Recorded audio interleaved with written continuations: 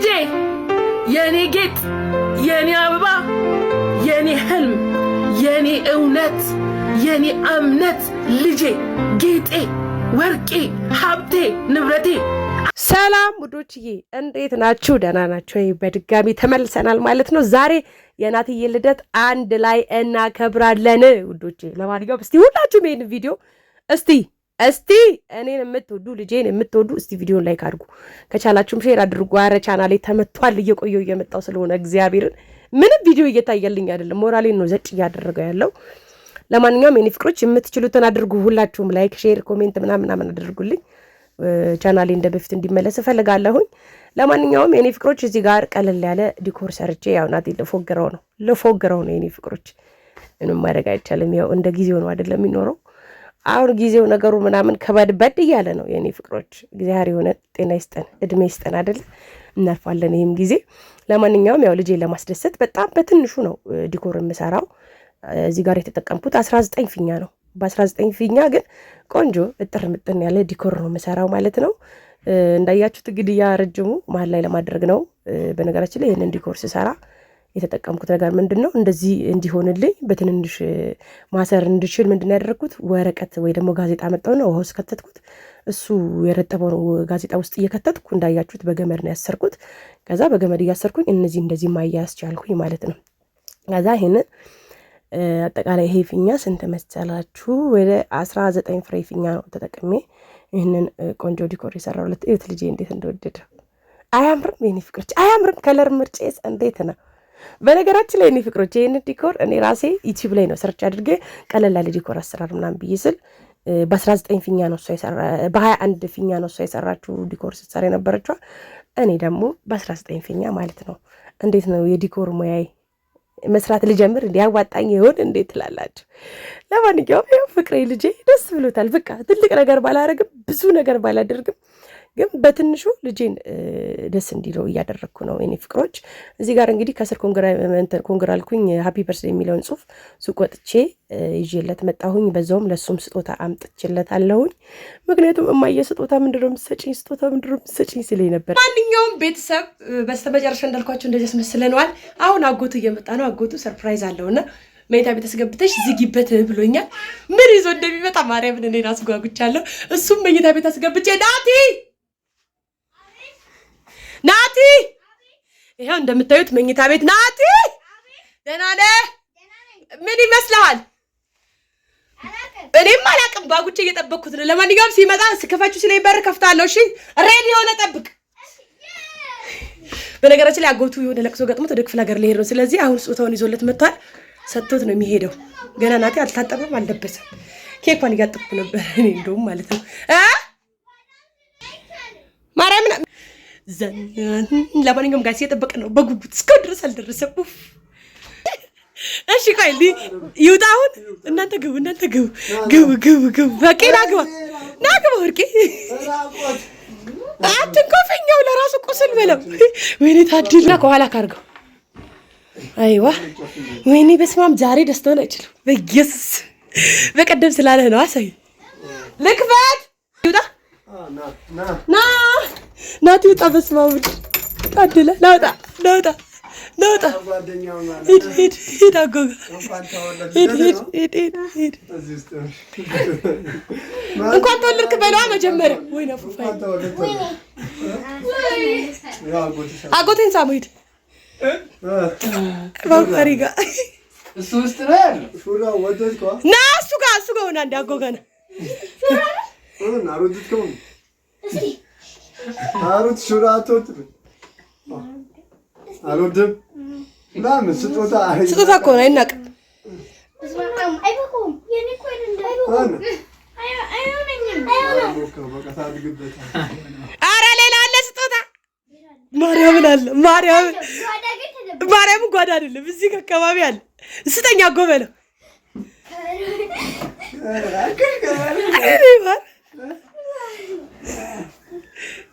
ይሆናል። አይ አንተ አሁን አይመታም። አሁን እንኳን አይመታም። ና ወደዚህ እስኪ ና ወደዚህ ና ማኩ ጠበስ ያጎት እሱ ነው። ይህ ስሜት ያለው ግን እኔ ጋር ብቻ ነው እናቶችዬ? እስቲ ኮሜንት ላይ ያስቀምጡልኝ። የእውነት ነው የምላችሁ። እኔ እግዚአብሔርን ሰዎች ለኔ ከሚያደርጉልኝ ይልቅ ሰዎች ለኔ የሆነ ነገር ከሚሰጡኝ ይልቅ ለልጆቼ ሲያደርጉ ለልጆቼ ሲሰጡ የሚሰማኝ ስሜት በቃ ለየት ያለ ደስታ ነውና ይህ ስሜት እኔ ጋር ብቻ ነው ወይስ ሁሉም እናቶች ጋር ይህ ስሜት አለ? እስቲ ኮሜንት ላይ ጻፉልኝ። ለማንኛውም ልጄ ተደስቷል። አጎትዬው ወንድሜ አመሰግናለሁ። በመጨረሻም እንግዲህ ጎረምሴን እንደዚህ አልብሼ እኔም እናቱ ይሄው ልብስ አድርጌ መጣሁት። አላምርም? አናምርም? የኔ ቆንጆች እንዴት ነን? እናትና ልጅ እናምራለና። ለማንኛውም አሁን ቀጥታ ከቤት ታይዘን እንወጣለን እኔና ልጄ ማለት ነው። ምን እናመጣ ነው? ኬክ ልናመጣ። ይሄስ ሃፒ በርዝዴይ ቱ ዩ ለናቲ ሃፒ እንኳን ተወለድክ የኔ ፍቅር። አመሰግናለሁ። እውይ የኔ ፍቅር የኔ ፍቅር የኔ ኬክ እስቲ ድጋሜ ሲጣፍጥ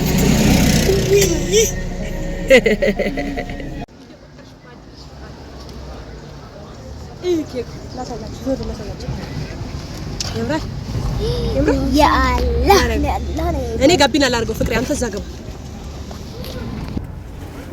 ኩኪስም ይዘናል። ለማንኛውም እኔ ፍቅሮች ኬኩ መልካም ልደት ለናታን 8ኛ ዓመት ይላል። ይህንን ይመስላል ኬኩ። እንግዲህ እዚህ ጋር የምትመለከቷቸው እቃዎች ያው በቃ ቀለል ባለ መልኩ ነው አይደል እኔ ፍቅሮች ይከበራል ያልኳችሁ። በነገራችን ላይ የኔ ወዶች ማርያም በጣም ቀለል ባለ መልኩ ላክብርለት ብዬ ጀምር ይሄንን ነገር ሳደርግ እነዚህ ነገር ሳዘጋጅ ምን ያህል ብር እንደፈጀብኝ ብትሰሙ ነው የምትሉት። ምክንያቱም በቃ እግዚአብሔር ነው የምላችሁ ብራችን ዋጋ ከማጣቱ የተነሳ ማለት ነው። ኬኩ አሁን ይሄ ኬክ የምትመለከቱት 3000 ብር ነው። ኩኪስ 1 ኪሎ ስትገዙ የጾም 800 ብር ነው። ከዛ እነዚህ እንትኖች ብስኩት፣ ከዛ ሙዝ፣ ብርቱካን በራሱ 1 ኪሎ 400 ብር ገብቷል። የኔ ፍቅሮች ኮፍያዎች፣ እነዚህ እዚህ ጋር ሻማ የሆነ ነገር ምናምን ነገር ስገዛ የወጣው ወጪ እግዚአብሔርን ያስደነግጣል። ግን በቃ እንደው ከመተው ይሻላል በሚለው ነው። አናምርም? እስቲ ይሁን እስቲ በእናታችሁ ውይ እግዚአብሔር ያሳድጋችሁ በሉልኝ ልጆቼ።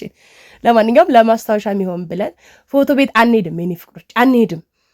እንዳልኳችሁ በቃ ያው ወጪው በዛ ፎቶ ቤት አንሄድም ብለን እዚሁ ቤታችን ውስጥ በቃ ያው እንደ ማስታወሻ ይሁን በሚለው ፎቶ ምናምን ተነሳሳን። ጎረምሳይ ቆንጆ እስቲ እንዴት እንደሚሽጎረመም እቺ ኮፍያ እንኳን ስትብር እንደገባች ልንገራችሁ።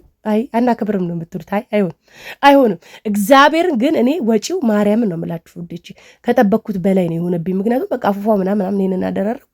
ከዛ ግን ሌላው ነገሮች ግን ስገዛዛ ናላይን ያዞሩ። አንደኛዬን ብደግስ ዘመድ አዝማድ ምናምን ብጠራ ነበር የሚሻለኝ። እዚህ ጋር እኮ ናትዬ በቃ ምንም ዘመድ ማንንም አልጠራውም።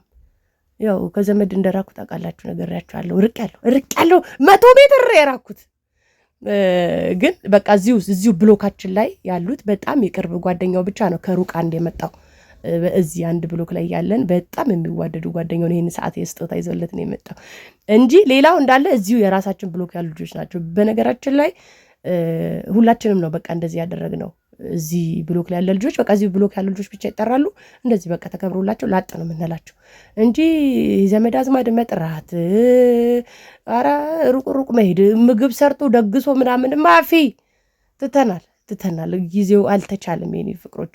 ሀታ ለዚህ እንግዲህ ለዚህ ለትንሿ ነገር እንኳን ያወጣሁት ወጪ ይሁን ግድ የለም።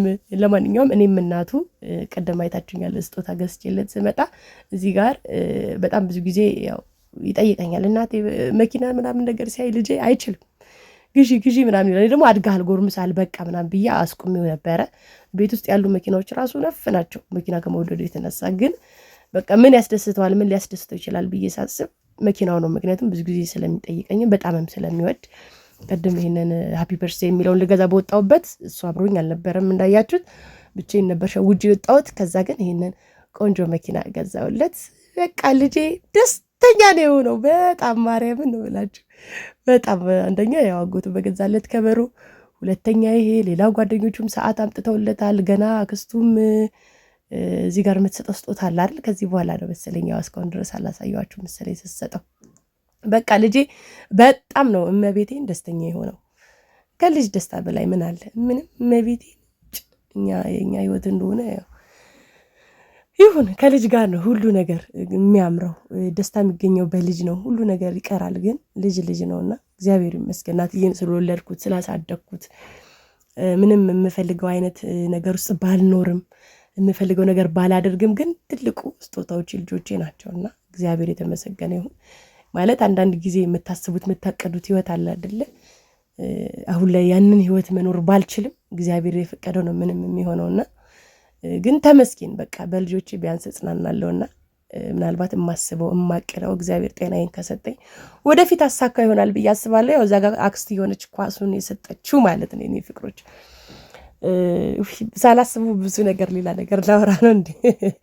የወዴ ላወራ ነው እንዴ? ትቻለሁ እኮ ማውራት የኔ ፍቅሮች። እግዚአብሔርን ባወራ በጣም ብዙ ነገር አወራለሁ፣ ግን ይቀር አንዳንዴ ጊዜ ራሳችን ጋር የምንይዛቸው ነገሮች ጥሩ ናቸው። ነገር ግን ከምንም በላይ ግን የኔ ፍቅሮች ማርያምን ልጅ ትልቅ ሀብት ነው። ልጅ መጽናኛ ነው። ልጅ በጣም ብዙ ነገር ነውና እግዚአብሔር ይመስገን። ምናልባት ዛሬ ላይ ያለሁበት ቦታ ላይ ያልገኝም ነበር ይሆናል እናትዬም ባልወልደው የዛሬ 8 ዓመት ይህንን ቆንጅዬ ልጅ እግዚአብሔር ባይሰጠኝ። በነገራችን ላይ እኔን ታውቃላችሁ፣ እኔ ብዙ ጊዜ እነግራችኋለሁ፣ ያቀረባይም ሰዎች ታውቃላችሁና እኔ መጀመሪያ ኢትዮጵያ ስመጣ ኢትዮጵያ የመኖር እቅድ ኖሮኝ አይደለም ኢትዮጵያ እኖራለሁ ብዬ አስቤም አላቅም ነበር። ግን ልጄ ሆዴ ውስጥ በመኖሩ ነው ልጄ በመጸነሴ ነበር ኢትዮጵያ እንድቀመጥ ይሆን ነው የተቀመጥኩት እንጂ ምናልባት የዛን ሰዓት እናትዬን እርጉዝ ባልሆን አላቅም። እኔ ሌላ ሀገር ሌላ ዓለም ውስጥም ልሆን ይችል ነበር እና እግዚአብሔር ይመስገን ምክንያት ነበረው እናትዬን ሲሰጠኝ በሰዓቱና በቃ ብቻ አይታወቅም ነበር አሁን የምንኖርበት ነገር። ግን ልጄን ስለሰጠኝ እናትዬን ይሄን ቆንጆ ልጅ ፈጣሪ ስለሰጠኝ ያው እዚህ ሆኖ መገኘ ልጄን እንደውም 2 አድርጌው እግዚአብሔር ይመስገን በሀገሬ እንድኖር አድርጎኛል። ለማንኛውም እግዚአብሔር ይመስገን አግቡ ውለዱ ለማለት ነው። በዚህ አጋጣሚ የኔ ፍቅሮች በልጅ የሚገኘው ደስታ በቃ ምንም የለም። እግዚአብሔርን ከልጅ በላይ ምንም ነገር የለም። ምንም ነገር ልትሆኑ ትችላላችሁ፣ ልታደርጉ ትችላላችሁ፣ ግን በልጅ የሚገኘው ደስታ ግን ይለያል። በቃ በምንም የማታገኙት ደስታ ነውና እግዚአብሔር ይመስገን። ልጄንም እንግዲህ ከጓደኞቹ ከጎረቤቶቹ ጋር እንደዚህ ቆንጆ ጊዜ አሳልፈናል። ልደቱን አስደስቻለሁኝ ብዬ አስባለሁኝ። ወደፊት ደግሞ እግዚአብሔር እድሜና ጤና ይስጠን፣ በተሻለ ነገር እንደማከብርለት አስባለሁኝ ማለት ነው የኔ ፍቅሮች። እንግዲህ እህቱም የሆነ ቦታ ትገባለች፣ የሆነ ቦታ ትወጣለች። ልጄም ደስተኛ ነች። ዛሬ በመኪናው በቃ ተውት እንዴት እየሆኑ እንዳሉት እግዚአብሔርን ከምንም በላይ መኪናውን ያስደሰታቸው ያው ልጅነቱም ስላለ ማለት ነው። ለማንኛውም የኔ ፍቅሮች የዛሬ ቪዲዮ ይሄንን ይመስል ነበር። እስቲ ሁላችሁም ቪዲዮን ላይክ እያደረጋችሁ ሼር አድርጉ ጓደኞቼ። እንደ በፊት እንዲሆንና እንድመለስ እፈልጋለሁ። እውነት ቪዲዮ ሰርታችሁ ፖስት ስታደርጉ ቪው ከሌለው ሞራላችሁ ነው ዘጭ የሚለውና በተቻላችሁ መጠን ሁላችሁም ቪዲዮዬን ሼር አድርጉልኝ። ወዳቻለሁ። እስካሁን ድረስ አብራችሁን ስለነበራችሁ እጅግ በጣም እናመሰግናለን። ለልጄ ሁላችሁም ኮሜንት ላይ መልካም ምኞታችሁን ስለምትገልጹ እጅግ በጣም ነው ማመሰግነው። የኔ ፍቅሮች መልካም ጊዜ። ቻው